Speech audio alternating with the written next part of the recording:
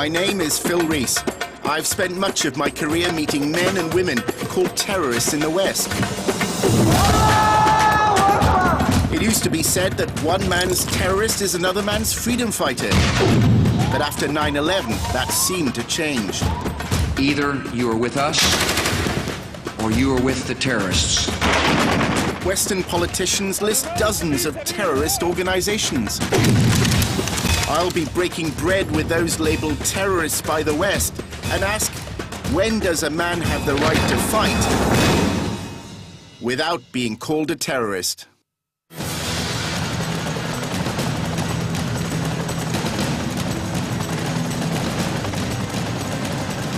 An island shattered by a quarter of a century of conflict. I travel to the front line of what the Sri Lankan government calls its war on terror. There. Terrorism, whether in Sri Lanka or in Washington or in London or somewhere else, is terrorism. The president says he's fighting a just war against the world's most brutal terrorist organization, the Tamil Tigers. They say they are fighting for the freedom of Sri Lanka's Tamils and that the real source of the terror is the state itself. The journalists can't speak, they can't write, the parliamentarians can't open their mouth, anybody can arrest at any time. So what sort of situation we are having when we are talking about terrorism? There's a pure state terrorism going on. I discover how the use and abuse of the word terrorism is influencing an ethnic conflict that has left at least 70,000 dead.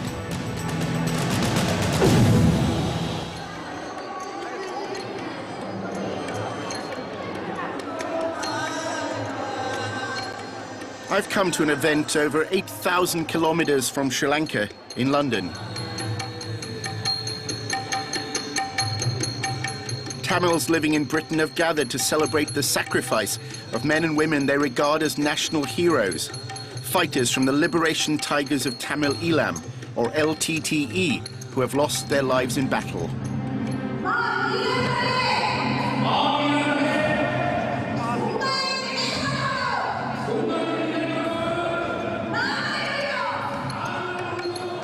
The LTTE is popularly known as the Tamil Tigers.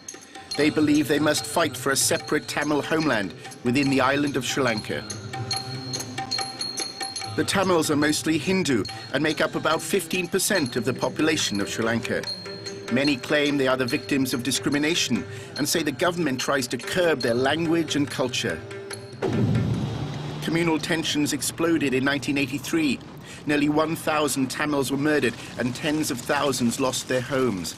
The riots were triggered by the killing of 13 Sri Lankan soldiers by the recently formed Tamil Tigers.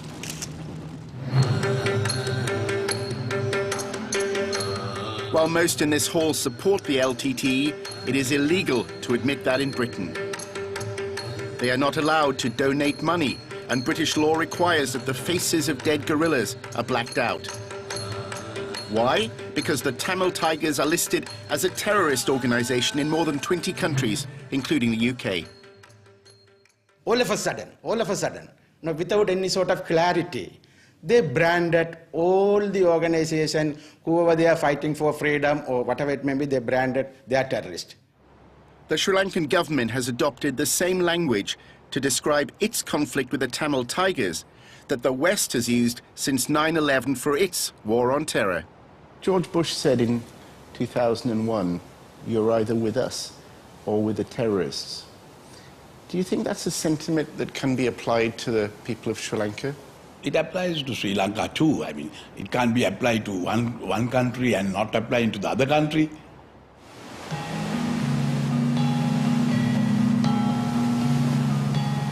I'm going back to Sri Lanka to find out how the West's war on terror is affecting this ethnic conflict, one that I have reported on for many years. The main ethnic group in Sri Lanka are the Sinhalese. They are mostly Buddhist and make up more than 70% of the population. After independence from British rule, the Sinhalese gave a greater emphasis to their culture. Many are also suspicious of the links that Sri Lanka's Tamils have with a large Tamil population in nearby India. There have been thousands of civilian deaths from bombs planted by the Tamil Tigers. They were the first modern insurgency to use suicide bombers. Their strikes have been so effective that their methods have been copied by militants elsewhere. The Tigers want an independent state called Tamil Eelam in districts where Tamils have traditional roots. For a generation, they've controlled territory in these areas, but recent defeats have driven them into the jungles around Mullaitivu. I went to Mannar, a Tamil-dominated province, to discover what's happened on the battlefield. The government has spent billions of dollars to strengthen its army in order to crush the Tigers and reclaim territory. I joined one of their units as it moved north.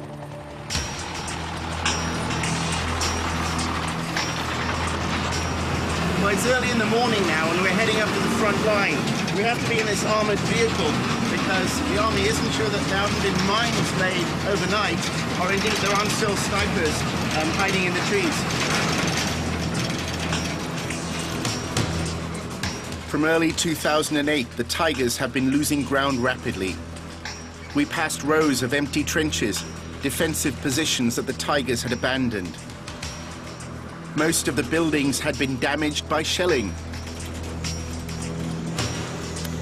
In the past, I have crossed the no-man's land that separates the two sides.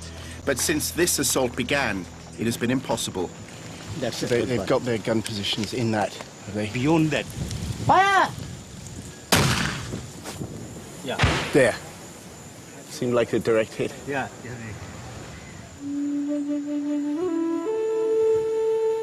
Troops led by Colonel Suminder Jayasundara captured a Tiger naval base in a town that had been in rebel hands for a generation.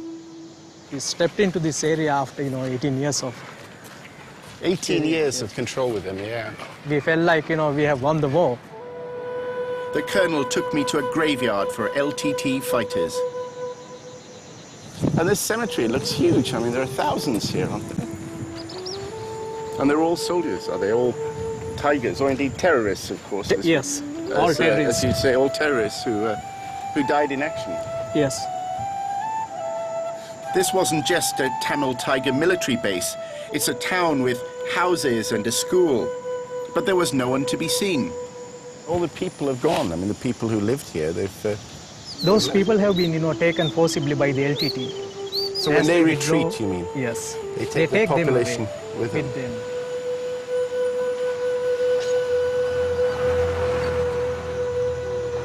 Yeah, these posters have been put up in order to indoctrinate the school children. And this is to brainwash them in order to get them into their side. Yeah. The suggestion over there, of course, that Tamils in Sri Lanka live behind barbed wire, isn't it? It's not really. This is, something that they want to, tell the world that, people are behind the barbed wires. But in reality, it is not so. The Tigers say the Tamil population is fleeing in fear from the army. Since the recent fighting began, hundreds of thousands of Tamils have retreated alongside the fighters into areas that are cut off from the outside world. I was taken to a camp that the army says provides shelter for 500 Tamils. Colonel Suminder told me that these refugees are not prisoners, but have fled from areas controlled by the Tamil Tigers. This woman has been at the camp for months and has no idea when she'll be able to leave. As she fled the battlefield, she was separated from her husband. Our house was hit by a fighter jet. We have nothing left, just the clothes on our backs.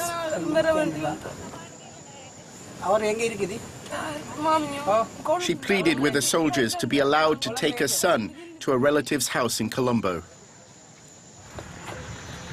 With barbed wire and armed guards, this resembled more a prison than a refugee camp. Do the Tigers try to prevent you? It was difficult to communicate. Most Sinhalese, including the colonel, don't speak Tamil, and many Tamils don't speak Sinhalese. This man admitted that one of his relatives was a guerrilla. The Tigers are calling on everyone to give up one child to join them. Then they are trained so they can go to the battlefield. The requirement that each family provides a fighter makes it difficult for the army to separate the guerrillas from the civilians. A task made even harder when most Tamils see the Sri Lankan army, which is almost exclusively Sinhalese, as an occupation force. In Tamil areas that are fully under government control, there are frequent checkpoints. The government is trying to ensure that defeated guerrillas don't slip out of uniform and merge with the people. There is now the prospect of a different war, a full-scale insurgency, rather than a conventional conflict. The government says it can separate the people from the guerrillas. Tamil politicians disagree. Even if the government takes much more territory, the government can hoist their flag, but the liberation struggle will continue. The LTT is having the armory and the capacity to take forward the struggle as a guerrilla organization for another 50 years. Suicide bombers might come here, and they might try. But one thing I'm sure, that if you defeat the terrorism from north, the people, they appreciate what we are doing. They want us, our armies, to come in. So the people will settle themselves and they will come to the mainstream. I first met Mahinda Rajapaksa long before he became president. 2 decades ago, he had a very different role. At that time, I witnessed events on Sri Lanka's idyllic coastline that I will never forget. We saw in front of us a pickup truck. A man was seated there and his face was completely covered. I'll see if there are any parallels between what was happening then and what's happening now.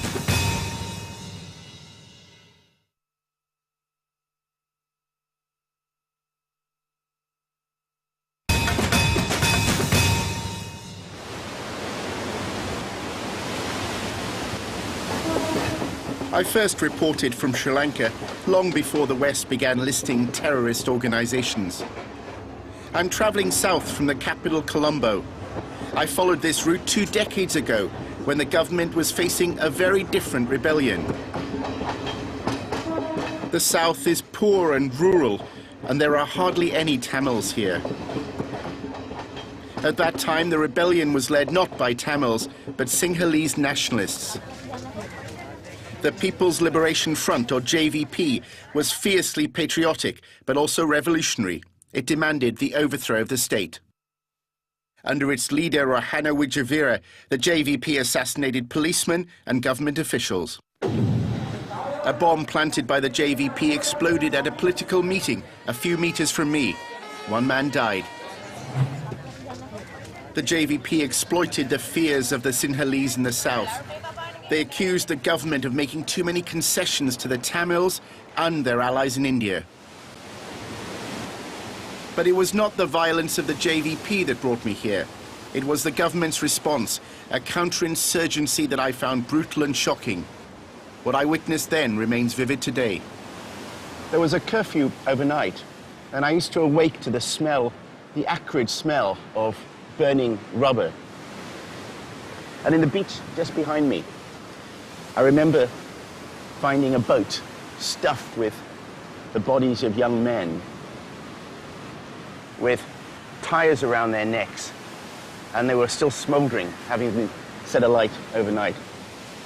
It was a deliberate message by the government to say, this is what is going to happen to any of your brothers and sisters or children who are challenging the authority of this government.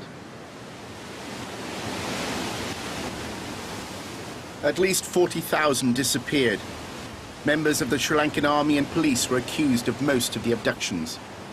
People were arrested and never heard from again.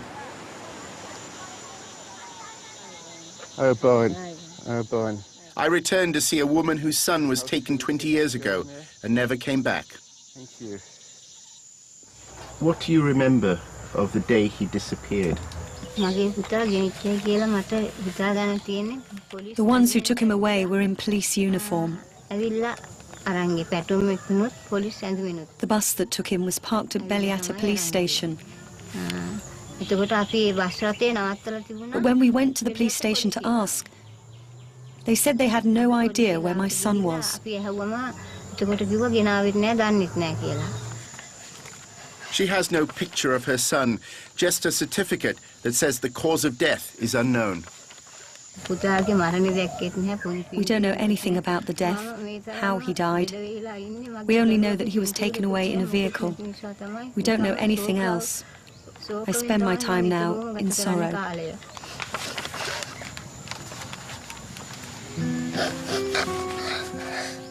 No senior police or army officer or politician has been found accountable for the mass killings, even though most mothers and wives know the men responsible for the death of their loved ones.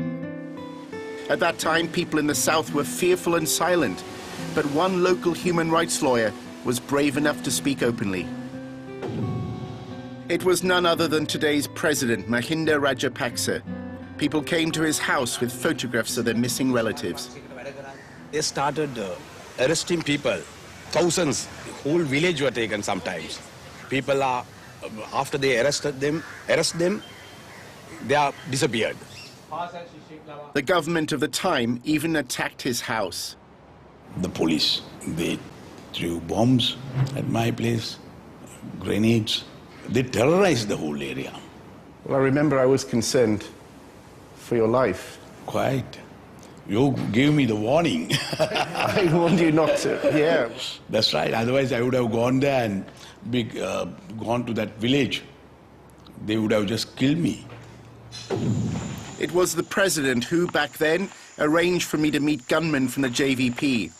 He shared with them the fears that fuel Sinhalese chauvinism. Indians are going to occupy this land. They are going to take over this land. And already they have 100,000 soldiers in this country. And our fear is that they might come to down south and they might occupy this area. What will happen to us? And we will be another part of India. Mahinda said these were patriotic boys who defended the Sinhalese people when the government was selling out to India. They certainly weren't terrorists. That time they never called them terrorists. They always used the word of insurgents. So the language has changed? Languages have changed. This is what the difference is. They call them insurgents. They never call them terrorists. But you did understand the reasons why they took up a gun? I was not sympathizing the cause. I was sympathizing with them the way that the government handled. I believe in it, even today, that I can't be a terrorist. The government cannot be a terrorist. We can't act like terrorists. But the allegation of state terrorism is now being made by Tamils and Sinhalese who oppose the war against his government. The disappearances of the late 1980s introduced a culture of impunity into Sri Lankan politics. Murder and abduction almost became an acceptable tool of the state's counterinsurgency policy. Once again, mothers and wives are coming forward with stories of missing loved ones. The music teacher who lives across the street saw it. He said my husband was bundled away in a red van. 4 months after her wedding, this woman's husband disappeared. She fears for her life, and we've concealed her identity. The army had earlier accused her husband, a van driver, of delivering supplies into tiger-controlled areas. As soon as I heard about his disappearance, I went to the army camp and made inquiries. Only then did they say they would start a search. She has heard nothing since from the authorities.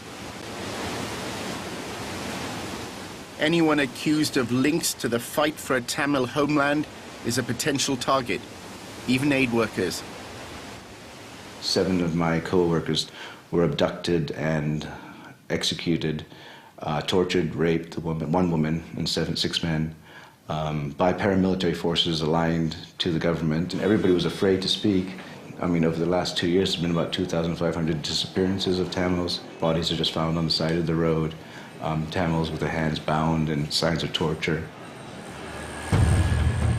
There are checkpoints throughout the capital, Colombo. They're intended to detect Tamil tigers infiltrating from the north. But the controls have instilled fear amongst the 300,000 Tamils living in the city. Critics of the government have been silenced. To oppose the war is seen as an act of treachery.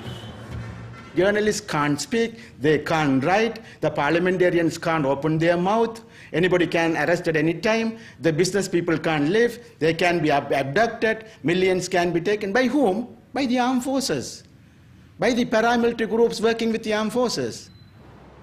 Does it disappoint you that some of the human rights groups now are making the same allegations against your government that you... Yes, I'm very disappointed with them, you know. Most of these people are paid agents. The human rights groups? Some of the human rights groups here. And some, of course, is misled by the propaganda of the SGT. I have given clear instructions to the army, the forces, and the police that they can't take a man without a warrant. After this president comes to power, within the last 3 years, 4 of our parliamentarians were killed or murdered by this regime, I will say. I am advised by so many people, don't criticize the government. As a parliamentarian, don't I have the right to speak? But I am having the fear within myself. A military victory over the Tamil tigers will not end the grievances and hatreds that made thousands of Tamils pick up a gun 3 decades ago. Suresh fought for a Tamil homeland in the 1980s. He then gave up the gun and tried to defend the rights of Sri Lanka's Tamils within the democratic system. I surrendered the weapons. We joined the so-called democratic mainstream. Now I am totally fed up. I am totally frustrated. Why the hell I have to be in this parliament, risking my life? If I am alone and suppressed by so many forces, what can I do? You want me to get killed? You want me to die? You want me to perish all my community? What can I do? Tell me the alternative. But to pick up a gun. The Sri Lankan government wants to extinguish the idea of an independent Tamil homeland. History has shown, though, that ideas are not usually defeated on a battlefield. The Sri Lankan government has used the language of the global war on terror to try to sanction its brutality. And in doing so, it has proudly claimed to be an ally of the West in fighting a shared enemy, terrorism.